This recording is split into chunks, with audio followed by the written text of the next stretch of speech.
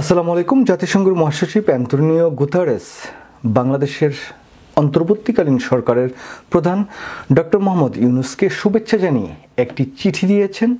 এই চিঠিতে জাতিসংঘের মহাসচিব অ্যান্তোনিও গুতেরেস যা বলেছেন সেটা হচ্ছে, অন্তর্বর্তী সরকারের প্রধান উপদেষ্টা অধ্যাপক মোহাম্মদ ইউনূসকে লেখা এই চিঠিতে জাতিসংঘের মহাসচিব অ্যান্তোনিও গুতেরেস বলেছেন, আন্তর্জাতিকমূলক ও সমৃদ্ধ গণতন্ত্র অর্জনে তার সরকারের প্রচেষ্টার প্রতি জাতিসংঘের সম্পূর্ণ সমর্থন রয়েছে। চিঠিতে বলা হয়েছে, জাতিসংঘ অধ্যাপক ইউনূসের নেতৃত্বাধীন অন্তর্বর্তী সরকারের সঙ্গে কাজ করতে এবং বাংলাদেশের জনগণের সুবিধার্থে আবাসিক সমন্বয়কারী ও জাতিসংঘ কান্ট্রি টিমের মাধ্যমে সহায়তা দিতে প্রতিশ্রুতিবদ্ধ।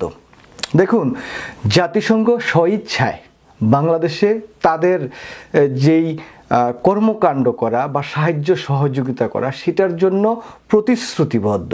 এটা একমাত্র ডক্টর মোহাম্মদ ইউনূস আছেন বলেই হয়তোবা এটা সম্ভব হয়েছে। আপনাদের এর মাঝে জানিয়ে রাখি, মার্কিন যুক্তরাষ্ট্র, ইউরোপীয় ইউনিয়ন, যুক্তরাজ্য, পৃথিবীর এমন কোনো দেশ নাই যে দেশ থেকে মার্কিন যুক্তরাষ্ট্রের প্রেসিডেন্টের পক্ষ থেকে সবাই কিন্তু এই ডক্টর মোহাম্মদ ইউনূসকে শুভেচ্ছা জানাচ্ছে এবং তার কি প্রয়োজন, তার বাংলাদেশে এই সমস্যার সমাধানের কল্পে কি কি পদক্ষেপ তারা গ্রহণ করতে পারেন, কোন কোন উপায়ে তাকে সাহায্য সহযোগিতা করতে পারেন, সেই বিষয়টি কিন্তু সবাই চেষ্টা করছেন দেওয়ার জন্য। এবং আন্তর্জাতিক যতগুলো মিডিয়া আছে সবাই কিন্তু ডক্টর মোহাম্মদ ইউনূসের পক্ষে এবং তার যে কর্মকাণ্ড সেগুলো নিয়ে ব্যাপকভাবে কথাবার্তা বলছেন। এখানে আরেকটি জিনিস আমি উল্লেখ করতে চাই, বাংলাদেশের এই যে বর্তমান যে বিপ্লব, এই বিপ্লবকে কেন্দ্র করে ভারতীয় গণমাধ্যম বাংলাদেশের বিপক্ষে যে নেতিবাচক বিভিন্ন প্রচারণা চালাচ্ছে, সেই প্রচারণার বিপক্ষে দাঁড়িয়ে আল জাজিরা,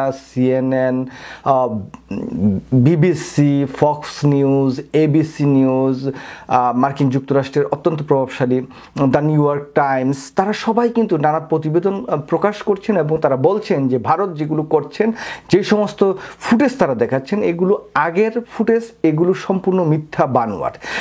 বাংলাদেশের ভাবমূর্তি নষ্ট করার চেষ্টা করছেন ভারত, আর অন্যদিকে সারা পৃথিবীব্যাপী বাংলাদেশে এই ডক্টর মোহাম্মদ ইউনূসের যে সরকার, সেই সরকারের পক্ষে দাঁড়িয়েছেন। এই জায়গায় মিডিয়াগুলো বলুন, এই জায়গায় সরকারগুলো বলুন, এবং জাতিসংঘ আজকে চিঠি দিয়ে তাকে শুভেচ্ছা জানাচ্ছে। এই জায়গায় যদি আরেকটু পরে এখানে বলছেন, অধ্যাপক ইউনূসের অন্তর্বর্তীকালীন সরকারের প্রধান উপদেষ্টার দায়িত্ব গ্রহণ করায় শুভেচ্ছা জানান জাতিসংঘ মহাসচিব। তারপর বলেন, অ্যান্তোনিও গুতেরেস বলেন, আমি বাংলাদেশের শান্তি ফিরিয়ে আনা এবং সংসদ নির্বাচন আয়োজনের প্রচেষ্টাকে স্বাগত জানাই। অন্তর্বর্তীকালীন সরকারের অধ্যাপক ডক্টর মোহাম্মদ ইউনূসের নেতৃত্বাধীন সহিংসতা বন্ধ, জবাবদিহিতা নিশ্চিতকরণ, আইন শৃঙ্খলা পুনঃপ্রতিষ্ঠিত এবং গণতান্ত্রিক নির্বাচনের পথ তৈরিতে গুরুত্বপূর্ণ ভূমিকা পালন করবে বলে মন্তব্য করেন জাতিসংঘের মহাসচিব। এই জায়গায় আরও বলেন, গুতেরেস জানান, তিনি সব নাগরিক, বিশেষ করে সংখ্যালঘুদের পূর্ণ সুরক্ষা নিশ্চিত করার জন্য অন্তর্বর্তীকালীন সরকার বাংলাদেশের সরকারের উপর নির্ভর করেন। এই যে বর্তমান ডক্টর মোহাম্মদ ইউনূসের নেতৃত্বাধীন যে অন্তর্বর্তীকালীন সরকার, তার উপর তিনি কিন্তু আস্থা রাখছেন এবং তিনি জানেন যে ডক্টর মোহাম্মদ ইউনূস যেখানে দায়িত্ব পালন করছেন সেখানে সংখ্যালঘুদের উপর কোনো প্রকারের অত্যাচার নির্যাতন হবে না, সেটার প্রতি তিনি দৃঢ় আস্থা ব্যক্ত করছেন। আরও তিনি বলেন, বিশেষ করে মিয়ানমারের অবনতিশীল পরিস্থিতির পরিপ্রেক্ষিতে রোহিঙ্গা শরণার্থীদের কল্যাণ নিশ্চিত করার জন্য আমি আপনাদের প্রতি জোরালোভাবে আহ্বান জানাচ্ছি। বাংলাদেশের ইতিহাস এবং গুরুত্বপূর্ণ সন্ধিক্ষণে দাঁড়িয়ে আছে বলে মন্তব্য করেন তিনি।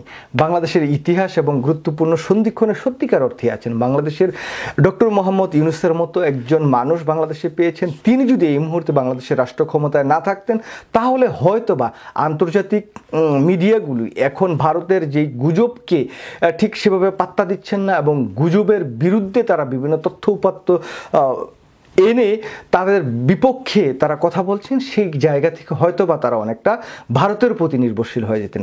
এখন এই যে ডক্টর মোহাম্মদ ইউনূস রাষ্ট্র ক্ষমতায় থাকার কারণে ভারতের কোনো অপকর্মই কিন্তু কাজে লাগছে না। তবে ভারতের যে অপকর্ম অথবা বাংলাদেশের যে বিশৃঙ্খলা তৈরির পেছনের যে নাটিগুড়ি লাড়ার যে কারিগর ভারত, সেটা কিন্তু তারা করেই যাচ্ছেন বাংলাদেশকে বিপদে ফেলার জন্য। এই ডক্টর মোহাম্মদ ইউনূসের যেই সরকার, সেই সরকারকেও কিন্তু বিপদে ফেলার আপ্রাণ চেষ্টা করছে ভারত। তো সেই জায়গা থেকে আমি মনে করি না যে তারা সার্থক সমর্থ হবে। তবে আমি ডক্টর মোহাম্মদ ইউনূসের নেতৃত্বে, স্যারের নেতৃত্বে যে সরকার এখন পরিচালনা করছে বাংলাদেশটাকে, তারা আরও একটু সচেতন হয়ে, আরও তীক্ষ্ণ হয়ে তারা কাজ করবেন। আর তাদের প্রতি আমার সর্বশেষ যে আবেদনটি, জাতিসংঘের মহাসচিব তাদেরকে অভিনন্দন জানিয়েছে। আমরা তো অনেক আগে থেকেই তাদেরকে অভিনন্দন জানিয়ে আমাদের ভালোবাসা প্রকাশ করছি, কিন্তু এই জায়গায় একটা জিনিস আপনাদের বলতে চাই যে আমাদের যে ছাত্ররা আহত হয়েছেন, নিহত হয়েছেন, তাদের পাশে আপনারা দাঁড়ান যত দ্রুততার সহিত। আমরা দেখছি প্রতিদিনই কেউ না কেউ মারা যাচ্ছে। তাদের যদি সুষ্ঠু যে চিকিৎসাটা করা যায়, একেবারে ভালো যে চিকিৎসাটা করা যায়, তাহলে হয়তোবা তারা তাদের জীবনটা ফিরে পেতে পারেন। তাদের যারা হাত কেটে ফেলেছেন, পা কেটে ফেলেছেন, চোখ নষ্ট হয়েছেন, হয়তো তারা তাদের চোখগুলো ফিরে পেতে পারেন। এই চিকিৎসার ব্যবস্থাটা খুব দ্রুততার করা উচিত, এটা আপনারা করেন। আর যেই পরিবারগুলোর ছাত্ররা নিহত হয়েছেন, শহীদ হয়েছেন, তাদের পরিবারের পাশে যতটুকু সম্ভব আপনারা দাঁড়ান। আপনারা হয়তো যেভাবেই হোক না কেন, দরকারে নতুন কিছু লোক নিয়োগ করে অথবা বৈষম্য বিরোধী ছাত্র আন্দোলনের সাথে যারা সম্পৃক্ত, তাদেরকে দিয়েও হলো তাদের পরিবারগুলোর পাশে দাঁড়ান। তাহলে এই যে আন্দোলনটার যে বিপ্লবটি হয়েছে, সেটার সার্থকতা বা সেটার যেই কষ্টের পর যেই বিজয়, সেই বিজয়ের হাসিটা সবাই একত্রে মিলে আমরা হাসতে পারবো। তা না হলে আসলে এটা অনেক দুর্ভাগ্যজনক। তবে যতই বলি না কেন, যেটাই হোক না কেন, ডক্টর মোহাম্মদ ইউনূস যেহেতু এই রাষ্ট্র ক্ষমতায় আছেন, তার প্রতি আমার দৃঢ় বিশ্বাস এবং আস্থা আছে। এবং যায় যেভাবেই থাকুক না কেন, বাংলাদেশটি সামনের দিকে এগিয়ে যাবে, এটা আমি দৃঢ়ভাবে বিশ্বাস করি। এবং সারা পৃথিবী ডক্টর মোহাম্মদ ইউনূসের পাশে আছে, আমাদের দেশের পাশে আছে, বাংলাদেশের পক্ষে আছে। সুতরাং এবার ভারত যতই চেষ্টা করুক না কেন, যতই এখানে নাড়িগুটি লাড়ার চেষ্টা করুক না কেন, বাংলাদেশকে কিন্তু আর পেছনের দিকে টেনে নিয়ে যেতে পারবে বলে আমার মনে হয় না। সবাই ভালো থাকবেন, সুস্থ থাকবেন, নিরাপদ থাকবেন। আল্লাহ হাফেজ। আসসালাম।